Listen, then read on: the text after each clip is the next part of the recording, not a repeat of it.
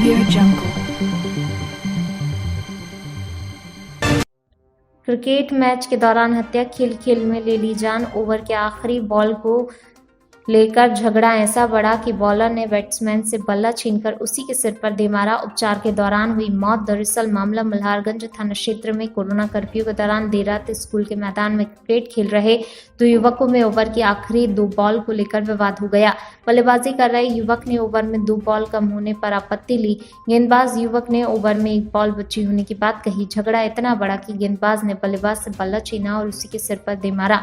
तत्काल घायल युवक को उपचार के लिए निजी अस्पताल में भर्ती कराया गया, लेकिन देर रात उपचार के दौरान युवक की मौत हो गई।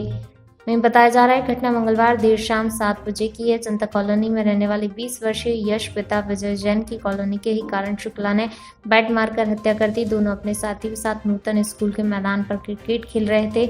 यश बल्लेबाजी कर रहा था जबकि करण गेंद फेंक रहा था। करण ने ओवर की 1 बॉल बची होने की बात कही तो यश ने कहा अभी 2 गेंद बाकी हैं। इस बात को लेकर विवाद इतना बढ़ा कि करण ने बॉल फेंककर यश से बल्ला छीना और उसके सर पर दे मारा। सिर में चोट लगते ही यश बेहोश होकर नीचे गिर गया। साथियों ने उसे तुरंत अस्पताल पहुंचाया, जहां डॉक्टरों ने उसे मृत घोषित कर दिया।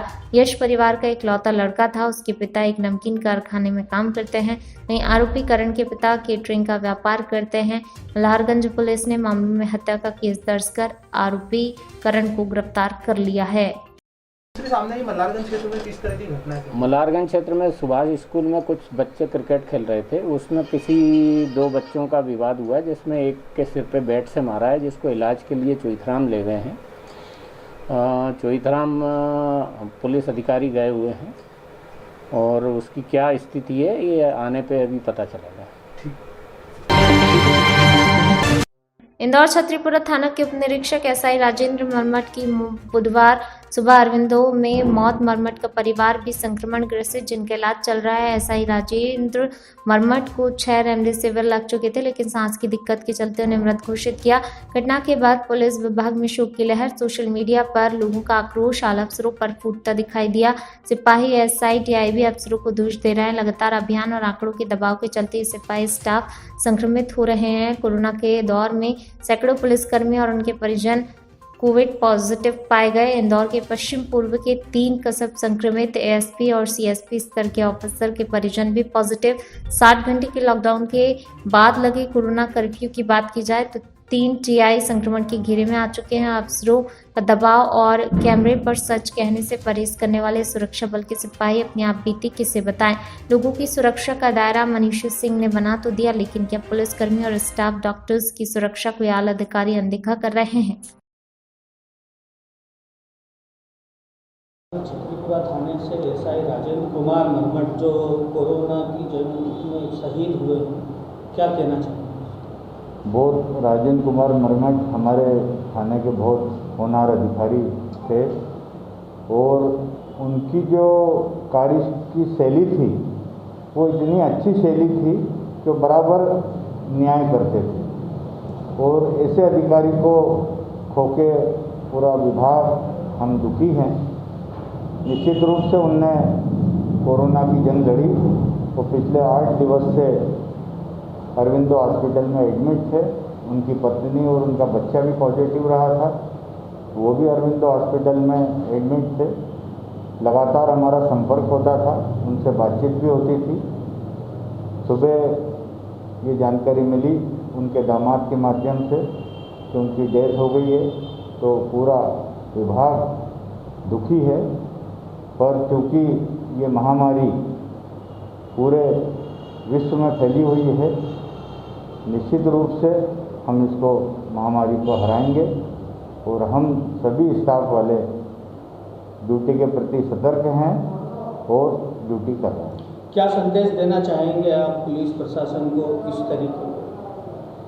क्योंकि पुलिस की जो नौकरी है वो फ्रंट लाइन की नौकरी है और निश्चित रूप से संक्रमण का डर जो है ज़्यादा रहता है।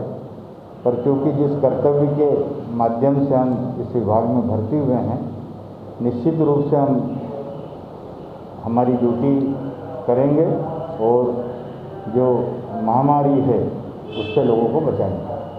आपका? पवन सिंगल, टीआई छतरीपुरा। कोरोना महामारी में 1552 केस आने के बाद इंदौर शहर में सत्ताधारी दल भाजपा की चिंता बढ़ गई। ऐसे में बीजेपी कोर कमेटी की बैठक बुधवार को भाजपा मुख्यालय में रखी गई, जहां कोरोना पर नियंत्रण और संक्रमित को सहायता और सुरक्षा प्रदान करने पर मुख्यमंत्री शिवराज सिंह चौहान से ऑनलाइन चर्चा की गई। भाजपा विधायक आकाश विजयवर्गीय ने बताया कि भारतीय जनता पार्टी देश की सबसे बड़ी शक्ति है और इस शक्ति का उपयोग कर संवेदनशील मुख्यमंत्री और अन्य नेता कोरोना के इस दौर में संकट से लड़ रहे हैं और आम जनता के साथ है।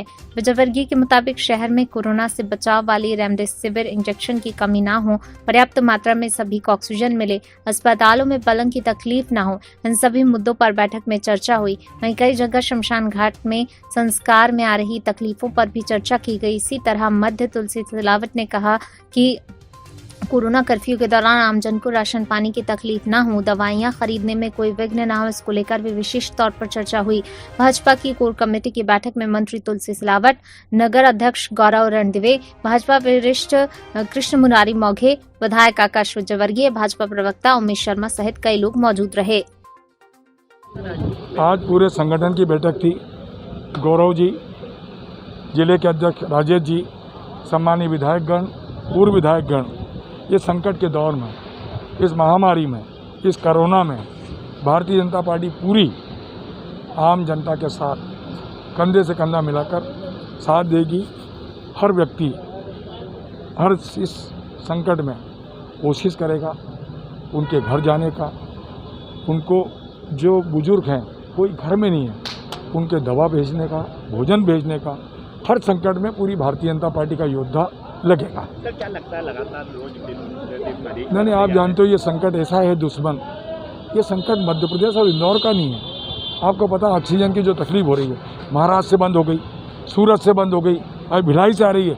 मुख्यमंत्री जी युद्ध स्तर पर इस पर लगे, पूरी सरकार इस पर लगी है, पर समस्या का समाधान कर रहे हैं और सरकार इस संकट से आप उभरेंगे, क्योंकि इसको जन आंदोलन, देखो मास्क लगाना जरूरी है, वैक्सीन लगाना जरूरी है, दूरी रखना जरूरी है। ये हमको भी कुछ ना कुछ, हमको भी इस संकट से उभरने के लिए जन आंदोलन बनाना पड़ेगा। मैं तो आपके आम जनता की ओर से, भाइयों बहनों की, आपसे भी ये अनुरोध करता हूँ कि इसमें आप भी सहयोग करें। देखिए, भारतीय जनता पार्टी बहुत ही संवेदनशील पार्टी है। हमारे नेता बहुत संवेदनशील हैं, माननीय शिवराज सिंह चौहान जी, और सभी कार्यकर्ता बहुत चिंता करते हैं जनता की, और देश की सबसे बड़ी पार्टी है, बहुत बड़ी शक्ति है अपने आप में। तो इस शक्ति का उपयोग करके, हमारे कार्यकर्ताओं का उपयोग करके कैसे इस कठिन परिस्थिति में हम लोगों की मदद कर सकते हैं, उस पर विचार विमर्श करने के लिए आज सभी भाजपा के जनप्रतिनिधि बैठे थे और सभी ने कई सारे बातों पर विचार किया कि क्या क्या शहर की समस्या है। अभी हम लोगों ने लगभग तय किया कि बेड्स जल्द ही बढ़ाने चाहिए, इंजेक्शंस की जो व्यवस्था है वो दुरुस्त हो जाए, ज़्यादा से ज़्यादा सरकारी प्राइवेट हॉस्पिटल्स में मिले। उसके अलावा कुछ वेंडर्स भी बेच पाएँ, ताकि जो होम क्वारंटाइन है कभी उन्हें भी आवश्यकता पड़े तो उनको भी मिल जाए रेमडेसिविर। इस पर चर्चा हुई। माननीय मुख्यमंत्री जी से अभी हम लोग वेंटिलेटर्स बढ़ाने का भी निवेदन करने वाले हैं। तो इस तरह से ऑक्सीजन की कमी नहीं आए, क्योंकि ऑक्सीजन बहुत क्रिटिकल कंडीशन में पूरे देश में भिलाई से, गुजरात से, महाराष्ट्र से जाती है ऑक्सीजन।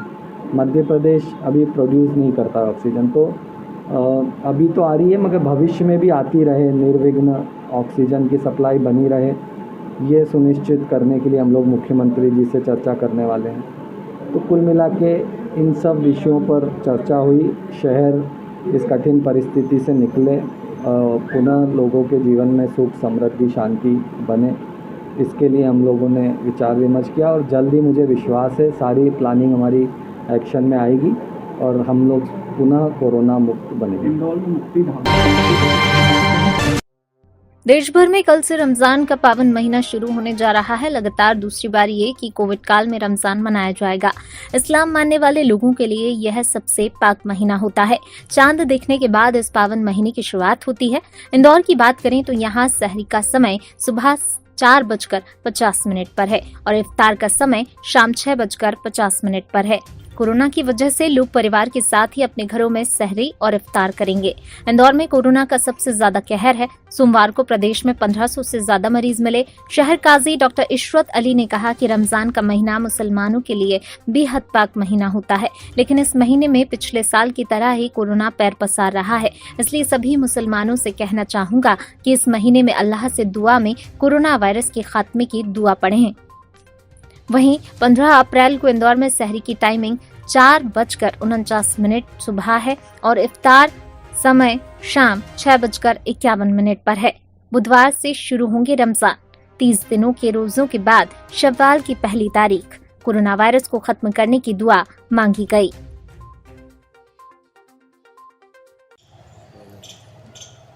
साहब, रमजान का महीना शुरू होने वाला है, किस तरह से इस बार इबादतें होंगी मस्जिद में?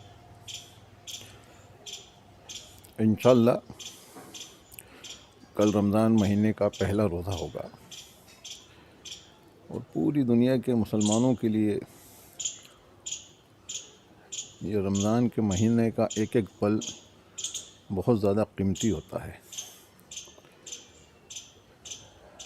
कोरोना गए साल देखा तो पूरा रमज़ान महीने जिस तरह से गुजारे हैं, अल्लाह ताला से तमाम दुनिया के मुसलमान ख़ास तौर से ये दुआ करें, अपनी दुआओं में ये भी शामिल करें कि कोरोना का जो वबा है, जो वायरस है, ये हमेशा के लिए इस ज़मीन पर ख़त्म हो जाए। और इंदौर के तमाम लोगों से मैं गुजारिश करूँगा, अपील करूँगा, इससे बचने का अभी फ़िलहाल वाहिद तरीका तो यही है कि सब टीके लगवाएं, किसी भी तरह की गलतफहमी में ना आए, क्योंकि टीका लगने के बाद ही कुछ हद तक इस वबा से हम बच सकते हैं। अल्लाह ताला इस ज़मीन पे से ये वबा को जल्द से जल्द ख़त्म कर दे, आमीन। इंदौर में बढ़ते कोरोना मरीज और अस्पतालों में बेड की कमी को देखते हुए जिला प्रशासन द्वारा राधा स्वामी आश्रम में अस्थायी कोविड-19 केयर सेंटर बनाया जा रहा है, जिसमें करीब 500 बेड से शुरुआत की जाएगी। हालांकि राधा स्वामी आश्रम में काफी जगह है। आने वाले समय में प्रशासन को स्थिति सामान्य होती नहीं दिखती तो और भी बेड बढ़ाने की कवायद की जाएगी। स्वास्थ्य विभाग के नोडल अधिकारी अमित मालाकार ने बताया कि कोविड केयर सेंटर बनाने का उद्देश्य है कि इससे शहर के अस्पतालों में बेड की कमी को पूरा किया जा सके। हालांकि नोडल अधिकारी ने बताया, फिलहाल इस कोविड केयर सेंटर में केवल उन मरीजों को रखा जा सकेगा जिन्हें ऑक्सीजन की जरूरत नहीं है। फिलहाल राधा स्वामी आश्रम में 500 बिस्तर की व्यवस्था की जा रही है। वहीं आने वाले दिनों में कोरोना मरीजों की स्थिति को देखते हुए यहाँ पर बेड बढ़ाने की बात की गई है। सर, ये राधा स्वामी सत्संग एरिया जो है, यहाँ पर क्या कोविड सेंटर बनाया जा रहा है या अस्पताल है, और क्या इसका फैसिलिटीज़ रहेगी? बेसिकली कोविड केयर सेंटर का ये एरिया है और यहाँ पर माननीय जिलाधीश महोदय के मार्गदर्शन में और उनके निर्देश अनुसार 500 बेड से हम पहले कोविड केयर सेंटर का स्टार्टअप करने वाले हैं यहाँ पे। तो उसी की सब तैयारियां चल रही है और कोविड केयर सेंटर में ऐसे केसेस को रखा जाता है जो मैक्सिमम एसिम्प्टोमेटिक टाइप के केसेस हैं और जिनके पास होम आइसोलेशन के लिए पर्याप्त व्यवस्थाएं नहीं होती हैं, जिनके घरों में ऐसी व्यवस्था नहीं हो कि वो होम आइसोलेट हो सकें। ऐसे केसेस के लिए यहाँ पर पूरी व्यवस्थाएँ की जा रही है। अभी शुरुआत में हम 500 बेड से इसको स्टार्ट करेंगे। जैसे जैसे ज़रूरतें बढ़ती जाएंगी या लगेगा, उसके बाद इसको एक्सटेंशन करने की भी तत्कालिक व्यवस्थाएँ उसी टाइम कर ली जाएगी।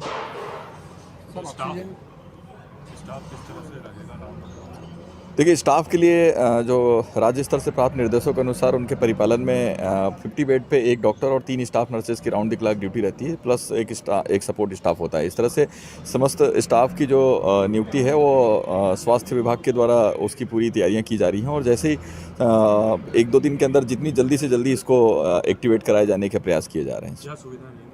बेसिकली जैसे मैंने आपको पहले भी बताया कि इसमें कोविड केयर सेंटर के रूप में ये कार्यरत रहेगा। ऐसे व्यक्ति जिनके घर में होम आइसोलेट होने की सुविधाएं नहीं हैं, वो व्यक्ति यहाँ पर अपना स्वास्थ्य लाभ ले सकते हैं और ये पूर्णतः निःशुल्क रहेगा। देश के यशस्वी प्रधानमंत्री नरेंद्र मोदी के आह्वान पर टीका महोत्सव जो कि 11 तारीख से लेकर 14 तारीख तक मनाया जा रहा है, उसी उपलक्ष्य में आज वार्ड क्रमांक 33 में टीकाकरण की कुल संख्या 3000 हो गई है। इसके लिए वार्ड क्रमांक 33 के समस्त नागरिक अभिनंदन के पात्र हैं। क्षेत्र के लोकप्रिय विधायक रमेश मेंदोला, पार्षद राजेंद्र राठौर, आर्थिक प्रकोष्ठ के नगर संयोजक अशोक खंडेलवाल जी के मार्गदर्शन में टीकाकरण अभियान सतत रूप से चल रहा है। भारतीय जनता पार्टी वार्ड क्रमांक 33 के समस्त पदाधिकारी एवं राजस्व कार्यकर्ता, जिनमें मुख्य रूप से पूर्व मंडल महामंत्री पुरुषोत्तम गुप्ता जी, नगर महामंत्री महिला मोर्चा श्रीमती श्रद्धा दुबे जी, पृथ्वी प्रजापति, छोटू मौर्य जी एवं अन्य सभी कार्यकर्ता राष्ट्रव्यापी अभियान को निरंतर गति प्रदान कर रहे हैं। बताइए भाई साहब, आपके द्वारा जो कोरोना वैक्सीन शिविर लगाया गया है, कितने दिवसीय है और कितने आ रहे हैं? ये हमने 21 मार्च से यहाँ पे हमारा कोरोना वैक्सीनेशन का शिविर यहाँ पर लगाया बापट चौराहे वार्ड नंबर 33।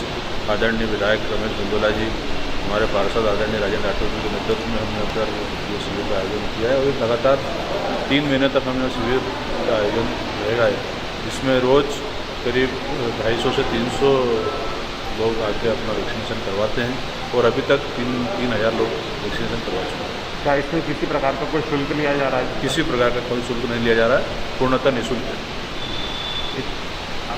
आपका नाम? अशोक खंडेलवाल, आर्थिक प्रकोष्ठ, नगर संयोजक, भारतीय जनता पार्टी।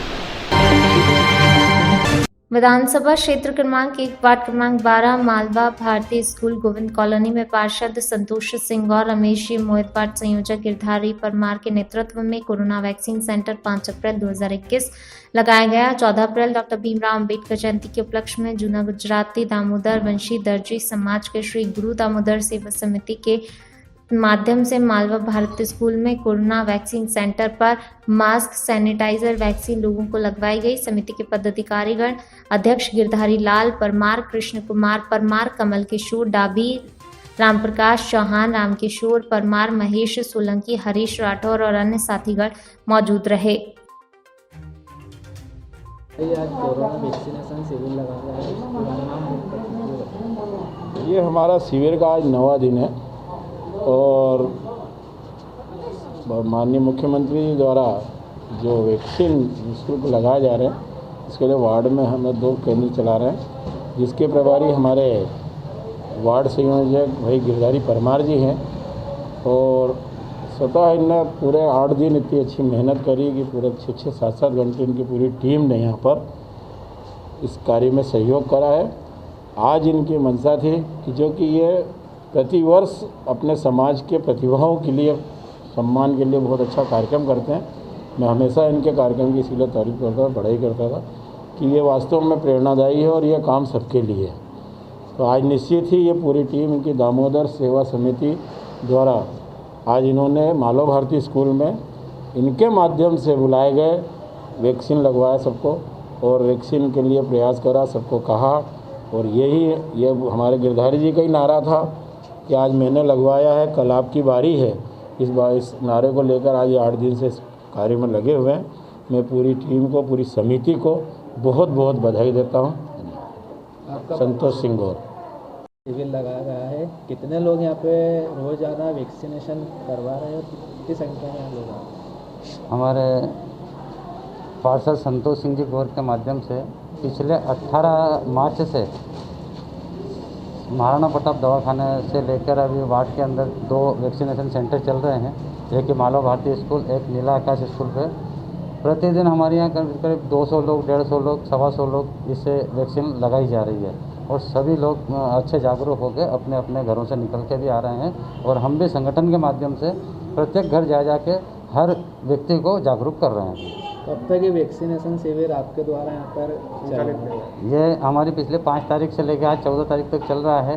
अभी क्या 2-3 दिन से थोड़े उपवास के मामले आ रहे हैं तो थोड़ी संख्या कम आ रही है, तो आगे जहाँ तक चलेगा हम चलाने को तैयार हैं। वैक्सीन की कोई कमी आ रही है इसमें? नहीं, कोई कमी नहीं आ रही है, भर पल्ले वैक्सीन मिल रही है और अच्छी वैक्सीन मिल रही है। आपका परिचय? मैं गिरधारी लाल परमार, श्री गुरु दामोदर सेवा समिति अध्यक्ष, वार्ड क्रमांक 12 का संयोजक है।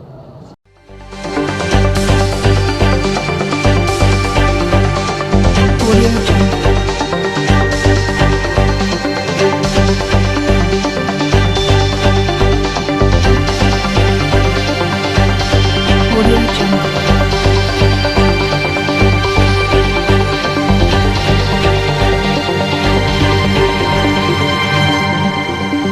Audio Jungle.